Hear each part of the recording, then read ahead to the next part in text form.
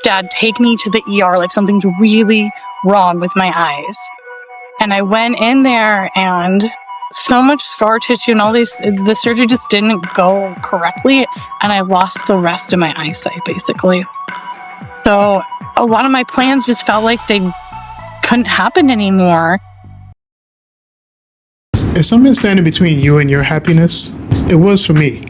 I had to face my depression and the constant negative self-talk. Therapy helped me realize I deserve to be happy. That's why this podcast is called I Choose Health, because I made the choice to heal and I want to share that with you. It's Men's Mental Health Awareness Month. 60% of you who are watching this podcast are men. And brothers, it is time to take care of yourself. As a gift to you, we've partnered with BetterHelp as our sponsor to help you start your own healing journey. We all face moments when life feels overwhelming, whether it's stress, anxiety, or just feeling stuck. Talking to someone can make a real difference. And that's where our sponsor BetterHelp comes in. BetterHelp offers professional online therapy that's convenient, affordable, and entirely on your schedule. You can connect with a licensed therapist by video, phone, or even chat, whatever works best for you. Let our sponsor BetterHelp support you on your journey to better mental health. You can get 10% off your first month by going to betterhelp.com/iChooseHealth. That's betterhelp.com/iChooseHealth for 10% off your first month. Take the first step toward feeling better today. All right, guys, welcome back to the I Choose Health podcast. I'm your host, Stephen Leslie. What if losing your sight gave you a clearer vision of your purpose? Today, we sit down with Dr. Elizabeth Wisniewski as an embodied leadership coach, somatic healer, and resilient soul who turned more than 30 surgeries and vision loss into a powerful calling. We'll explore how your body can become your greatest teacher, your nervous system your guide, and your presence your superpower. Dr. E, welcome to the I Choose Health podcast. Thank you. Thanks for having me here today. Yes, thank you for joining us. So, I want to look at, and as you know, with our podcast, we focus on the themes of resilience. And I know that your story of losing your eyesight and gaining a new kind of vision is incredibly powerful. Can you take us back to one of those surgeries or moments of loss and share how you found strength in your body instead of your circumstance? Absolutely. So when I was 21, I had just finished undergrad. I had studied environmental studies and political science and planned on going to law school. And so about a week after undergrad, I go back home to Michigan for this surgery, and I'm supposed to gain more sight back in my left eye. And I had already lost most of the sight in my right eye when I was 14, so 7 years prior. And I wake up from this surgery, and it felt different in my body than other times I've awakened in the post-op room and recovery. And I was in a lot of pain just in my face because, it's kind of like eyes are like teeth. When your teeth hurt, it's like hard to get away from it. So when your eyes are in pain from surgery, it's right there. It's very centralized for you. And I had this sinking feeling that I had lost more eyesight. And they had released me from the hospital, but I had to see the doctor in the morning. I went back to the hotel and I was just dumping ice in a bath. Like I couldn't cool my body down enough. And I was sitting there crying. And at 3 a.m, I was like, Dad, take me to the ER. Like something's really wrong with my eyes. And I went in there and so much scar tissue and all these, the surgery just didn't go correctly. And I lost the rest of my eyesight, basically. So a lot of my plans just felt like they couldn't happen anymore. And I was sitting at my parents' house and I heard this commercial on TV for a medical massage school. And I thought, all my friends always were like, will you massage me when I was an undergrad? And I'd never taken anatomy or anything before. And so I start this program, and 2 weeks in, I went to my dad and I was like, thanks for paying for undergrad. But I think I meant to be a chiropractor, actually. So then I went back and I took all these science classes because I had a bachelor's of arts, not science, without being able to see, like chemistry and physics, doing all the math out loud, mental math with my professors, learning anatomy and physiology now without being able to see it, but being able to really feel and palpate the body. And I knew that I wasn't meant to just like sit at my parents' house for the rest of my life and do nothing because I lost my eyesight. So that's what really motivated me of like, I'm going to keep going. And eventually that led me to getting a second doctorate. I have a PhD in somatic depth psychology as well, and about 25 plus other certifications. And I knew in my soul, in my soma, my psyche, that there was more for me and there was lessons in this. And that took a lot of years of therapy, from like talk therapy to somatic movement-based therapy as well, to re-inhabit myself and my body and its wisdom of like, this is a challenge, but I can turn it into a strength. Definitely. Now, I know that many people disconnect from their bodies when they experience trauma or chronic health issues. What helps you stay present in your body during such physically and emotionally intense time? Being present with that and knowing that everything's temporary in a way. Like, pain is intense, which I alluded to already, but also pain as a teacher. So it's kind of like you can be present with it. Like if you're doing a really hard workout, you're like, wow, this is challenging. This hurts. But I also know like I'm strong. I can keep doing this. So I'm always in like conversation with myself of if I have something that I'm nervous about, let's say, I'll be like, okay, this certain task is 30 minutes. I can do anything for 30 minutes. And that's how I talk to myself quite often. And that builds up my resilience, honestly. It's just that self-talk, self-motivation. Even when I was studying for national board exams for chiropractic school to become a doctor, the way they grade them, I was like, out loud in the shower, I'd be like, smarter than 70% of people. So I'm always like big upping myself with it. And so I think that that's where the motivation comes from. Right. Oh, that's amazing. And I know that for those of us who spent most of our lives living in our heads, what does it practically mean to lead from the body instead of the mind? There's this whole thing, especially in Western culture, of I think, therefore I am, coming from Descartes. And that equates to mind over matter. But when we look at the root word matter, it comes from Sanskrit, mata, which means mother. And so with that kind of energy, that's the body. We all have masculine, feminine energy. Like that's your receptivity, the wisdom of the body, your intuition. And so instead of being like that mind over matter, it's coming into relationship with, this is what I'm noticing in my body. And somatics is the lived experience, the subjective first-person experience of your body. And there's 3 parts of it. There's interoceptive awareness of, I'm noticing my heart rate. I'm noticing there's some pain in my toe. What you're noticing in your body. Exteroceptive awareness, you're noticing what's happening around you. And then proprioceptive awareness, this is where my body is in time and space. And for me, losing a lot of my eyesight, that was one of the biggest things I had to work on, was my proprioception. I was a competitive swimmer for 12 years. I rode crew, but then now I can't see. And so it's changing how I walk, how I move. So an example of like neuroplasticity, and this plays into the body as well, is learning yoga. And then what really helped me with yoga was kickboxing. And I trained one-on-one with a kickboxing coach. And I wanted to create something called yoxing, which was kickboxing and yoga combined. And I was like, that would be fun. But that's what brought me back into my body too, because in yoga, you're doing standing poses. And I would have to feel all parts of my foot on the earth if I'm in tree pose and I'm leaning into one foot, which then helped me with kickboxing. So that's when I started to notice that the neurons that wire together, fire together. And then another example that was really a wild experience for me somatically was bear crawl. Because I'm like, I understand. I need to move my right arm and my left leg. Get it. My brain gets it. I know my body can do it. But reconnecting that after losing my eyesight was so mentally fatiguing. But once those neurons fired together over and over, they wired together, and it changed how I moved and how I was showing up in myself and in my body, because my proprioceptive awareness, where I am in time and space, completely shifted.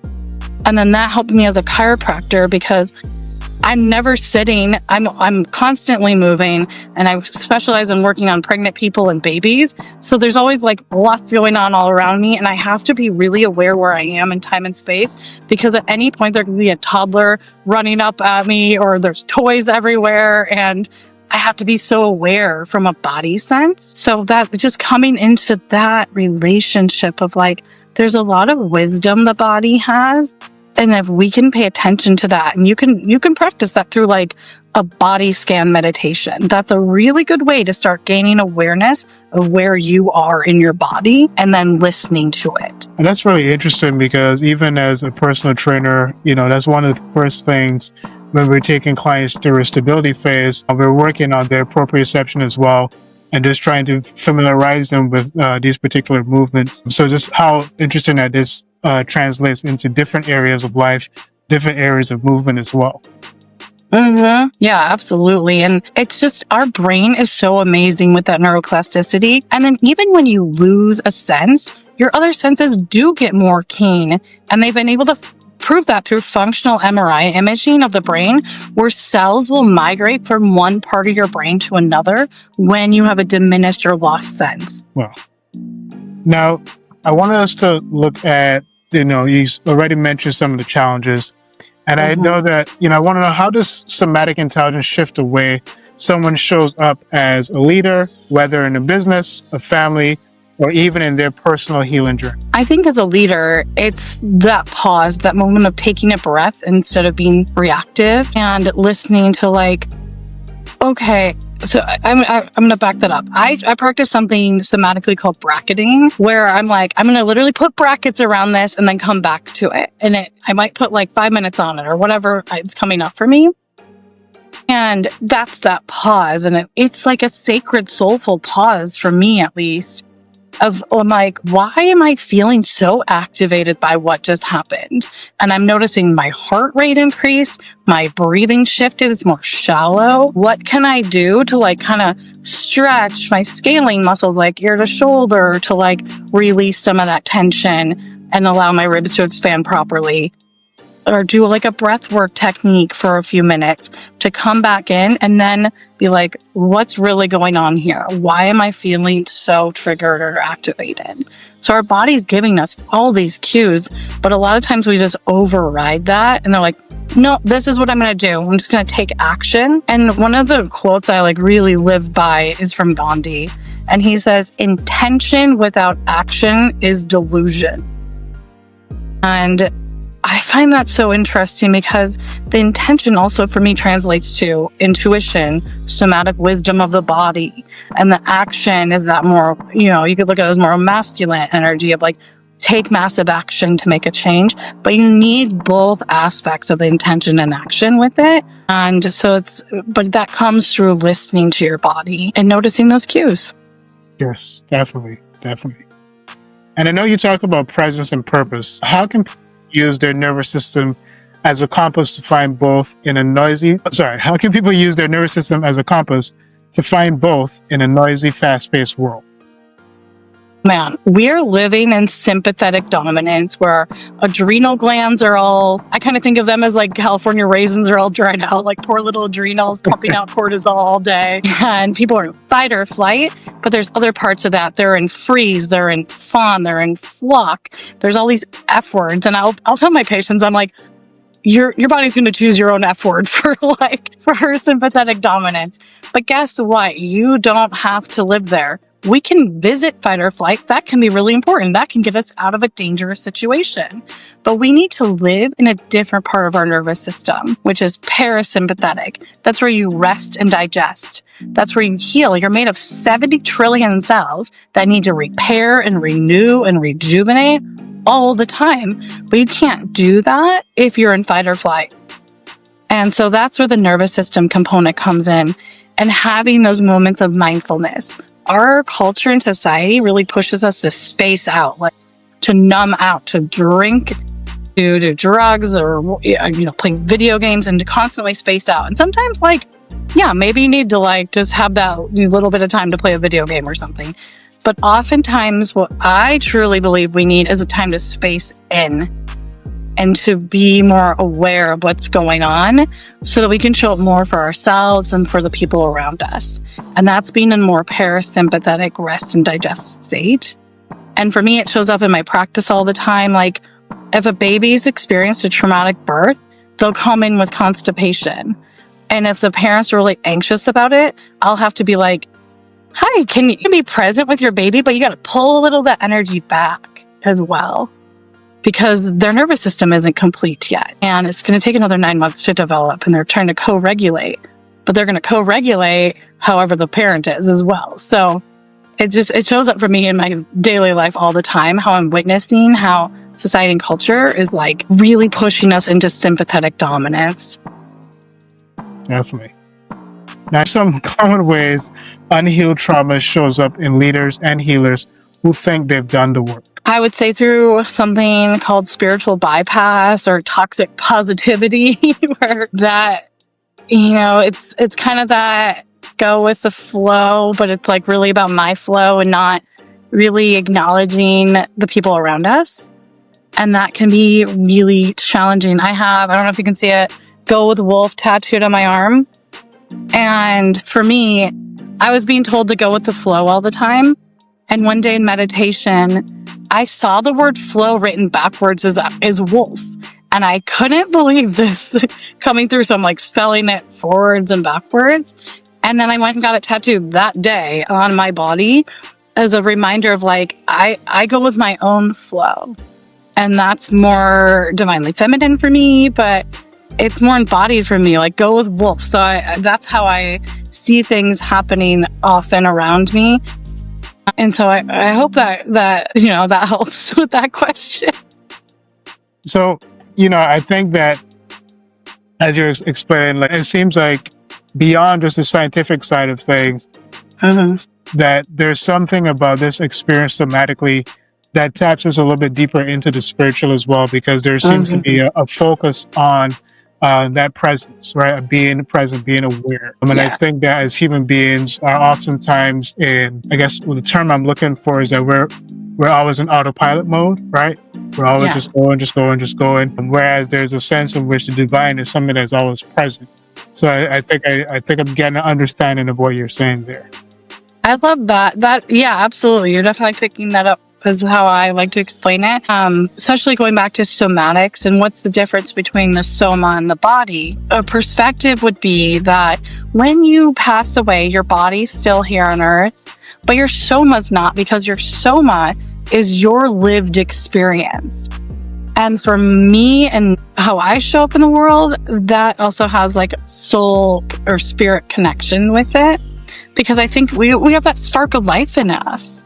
And I think that's really beautiful. And so that's how I define soma versus the body. And what I find is that a lot of healers, hands-on healers, doctors, chiropractors, massage therapists, and beyond, they work with the body, but that doesn't necessarily mean they're working with the soma and how they're asking questions, if they're trauma informed. Nobody's perfect, but I really think if you acknowledge, I say to my patients, this is a safe and sacred place.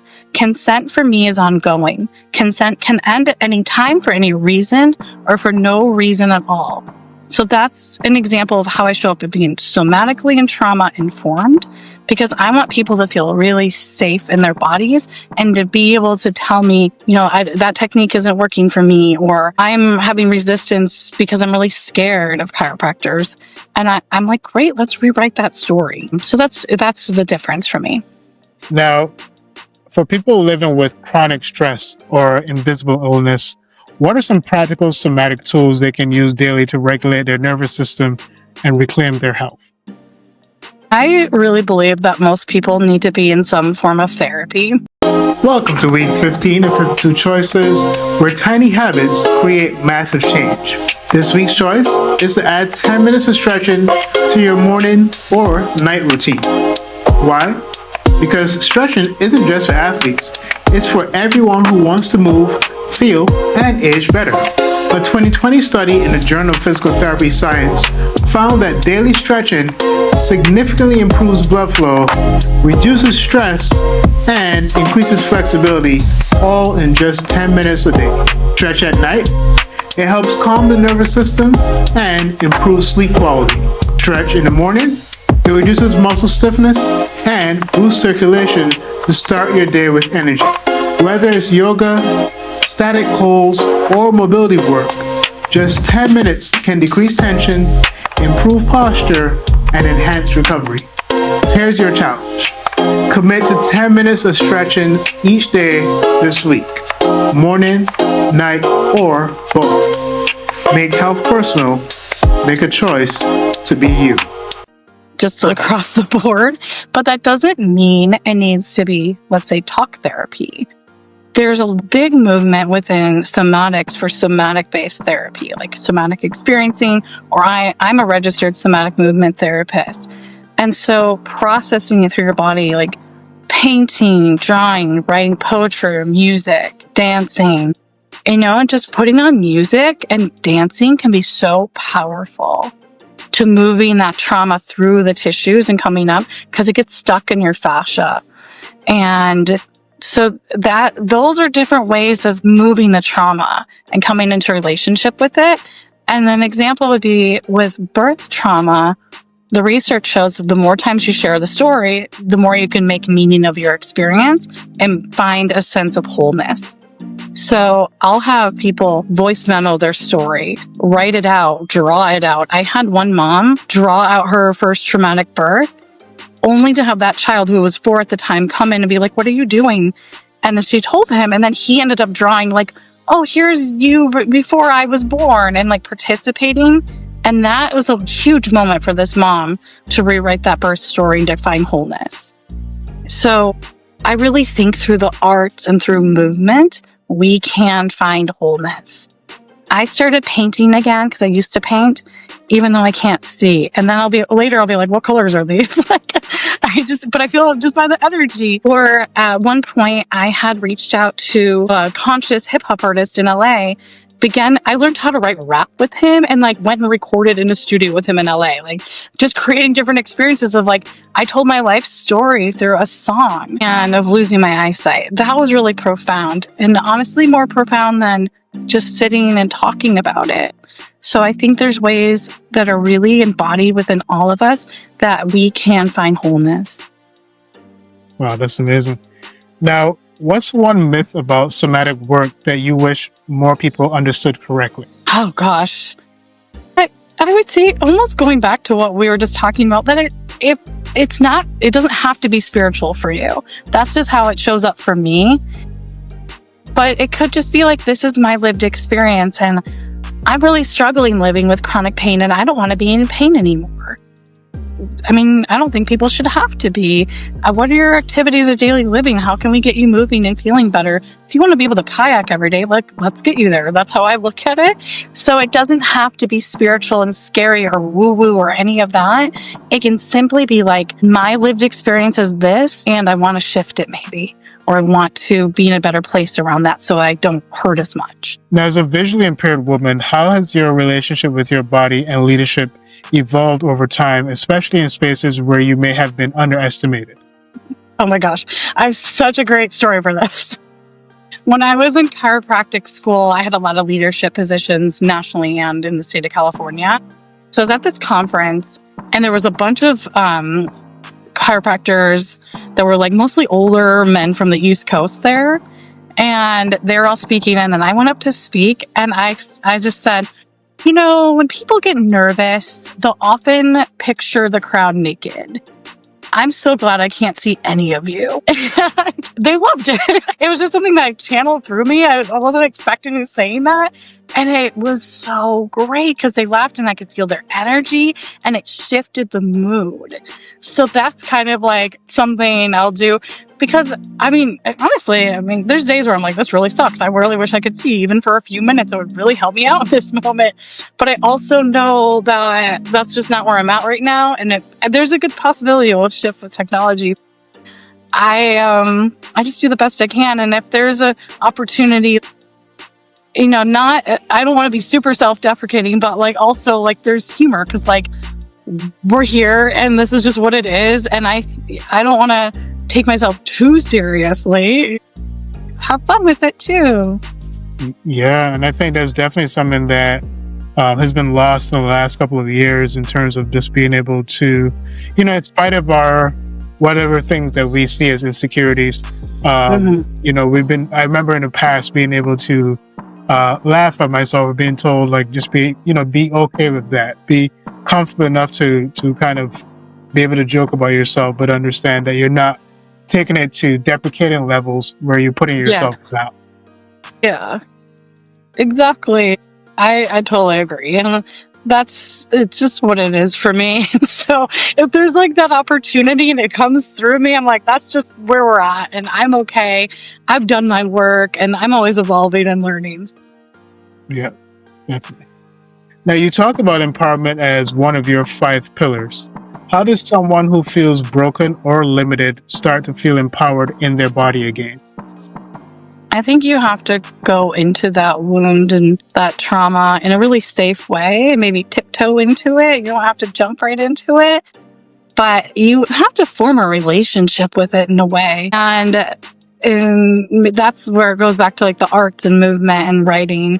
Maybe you write a letter to it, like whatever's showing up for you that's disempowering you. And that's how I enter it, because there's an energy with it often and a charge.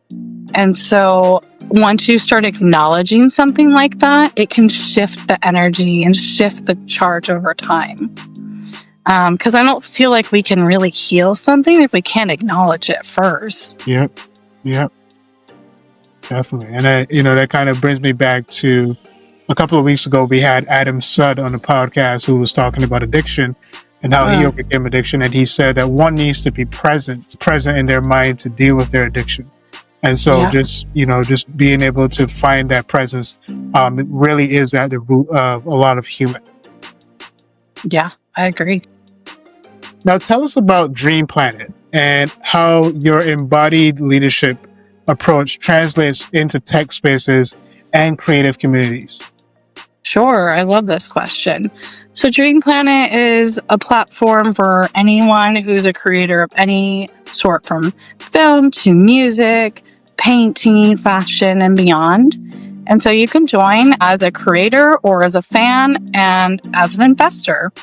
So it's a place where you can get direct distribution of your music, because the biggest issue facing creators and musicians right now is funding. And if you don't want to sell your soul to a record label, or that's not even an option for you, you still need to get funded to get your art out to the world. So what we've done with Dream Planet is create this platform where you can put it there, and then you can actually do a campaign and get funding from people within the app. But what's really cool, if you invest in an artist, then you actually get some of the royalties back and real money to you as a fan. So you're really investing in these artists, and it's this full circle of a new creator economy. Wow, that sounds really cool. I'm probably definitely going to look into it myself as well. Yeah, we're available in the App Store and Google Play, and it's just, it's in its infancy, but we're seeing so many people come in and putting their music and art out there already and launching campaigns that it's so powerful and really exciting to witness. So I grew up playing all these instruments and write music, and so music and art is really important to me. Even though I'm this double doctor, like there's this deeply creative part of me, so that's what really drove me to being part of Dream Planet. Now, what's your biggest vision for how somatic leadership could transform healthcare, work, or social movements in the next decade? Yeah, so a lot of research is quantitative instead of qualitative. Qualitative is going to be those stories, those lived experiences. And quantitative data, like that's important, but also statistics can be skewed very easily by the statistician. And so it's not as concrete as people think, just all these numbers. And I also don't want to just break people down into a number. And so although I'll ask pain scales in my personal practice, like I said earlier, that's not my goal. I want you to be able to live and do the things you love with ease. and hopefully pain-free as well. And so I really would love people to move more into this somatic lens, qualitative. Even when my research for my dissertation for my PhD was on the lived experience of cesarean birth from a cross-cultural perspective. And I went really deep into hard topics around obstetric violence and obstetric racism and the history of that. And so instead of just doing surveys, I actually interviewed people who had had unplanned C-sections and sat with them going through these traumatic stories. And I learned so much, and it's really hard to code that data, and it takes a lot more time in some ways than just collecting numbers. So I would love to see a shift into recognizing that qualitative data is equally as important as quantitative, because these are people we're dealing with, and they're not just numbers, and we need to honor that. So that's what I would like to see. I'm glad you shared that, because it's part of the reason why I started a podcast as well. I've learned early on that experts can be seen in two areas. They're either experts who have studied this particular subject, or they're experts from the point of view that they have the lived experience. So they're the ones that can tell you what it means to go through like a somatic difficulty, or to go through dealing with cancer. So I'm glad that you're sharing that, how important the qualitative experience is. Yeah. Well, and a lot of times, especially with like the birth work I do, for millennia in most cultures, women would be in a circle sharing those birth stories, and there'd be midwives, and you'd be passing down that information. And we don't have that anymore. And so how are you supposed to learn and make meaning of your experience? Because women are told, well, your baby's here, they have 10 fingers and 10 toes, so just be grateful. And then they're just supposed to push their trauma away, even though they just had abdominal surgery, which in any other circumstance outside of birth, you would be resting more. And that's really hard. So I like to really acknowledge that and work with people. Now, for someone who's listening right now who feels disconnected from their body, what's the very first step they can take toward embodiment? Breathing. Like, so simple, but so challenging. Noticing your breath. Is it shallow? Learning how to breathe diaphragmatically, allowing your lungs, your ribs to expand three-dimensionally. That is really key, because if you're going to get into other movements and, or even if you're preparing for childbirth, like you need to work on your pelvic floor, that starts with breath. And so I've sat people up on my chiropractic adjusting table where I'm like, okay, we got to go back to the basics. We have to learn how to breathe, because when I'm adjusting like their thoracic, their mid-spine, and I'm like, take a deep breath, and they're like, and I'm like, okay, go back to basics. So I really think that's a great entry point. And one thing I heard that I think you'll appreciate was I once read that breath is the connective tissue of the living universe. So it's like the fascia of the universe, and we all need it, but it can get bound up like fascia can in the body. And how can we break up that, all those knots and those adhesions, so we can lengthen and relax and be more present? Yeah. Wow. Now, if you had to choose one body-based practice that changed your life the most, what would it be and why? I would say yoga. It really brought me to this different place. I really love it because growing up being a swimmer, unless you're on a relay team, like swimming is very individual, and you're really you're in your body, you're in your mind, you really have to be present with it. So yoga reminded me of that as well. But then being a person with no sight, it was really hard for me, but I love a good challenge. It was awesome. And then I ended up becoming a 500-hour yoga teacher. I used to teach like 3 classes a week in private yoga as well. So I really, when I go for something, I'll go really hard on it.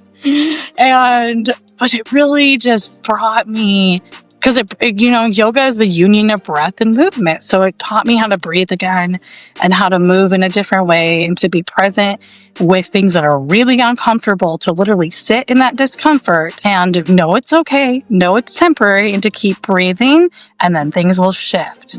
And usually a yoga pose, an asana that's really challenging is probably the one I need the most. And I think that's kind of a life lesson. Well, Elizabeth, Dr. E, thank you so much for just sharing with us your lived experience and then also your expertise as well. You've definitely introduced me to an area that I am not at all well versed in as well, and definitely something that I want to consider more and look into more. So that I'm also making sure that I'm considering everyone and the different challenges that are there as well. I love it. This is so fun. Thanks for having me. Definitely. And this is also the time where we allow the guests to share with the audience where we can connect with you, where we can follow you as well.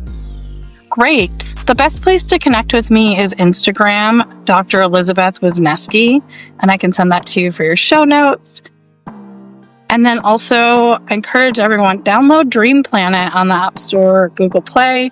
I'm on there as Dr. E, Queen Dream. You'll find me. And that's a great place to join as a fan or a creator. Yeah, that should be it. All right. Well, thank you so much. Again, I'm your host, Stephen Leslie, for the I Choose Health podcast. Just reminding you that choosing health is about choosing power, possibility, and purpose. And I hope that the stories that you hear on our podcast and that you've heard today continue to encourage you to choose your health over everything else, to choose the best version of you. And if it so moved you, be sure to subscribe to our channel, hit the notification bell so you can be notified every time we drop an episode. 98% of you who are watching the channel are enjoying the channel and receiving a lot of value from it. So please just make sure to subscribe so we can continue to really help others out there. Again, I'm Stephen Leslie with the I Choose Health podcast. Thank you for tuning in and looking forward to seeing you guys next week.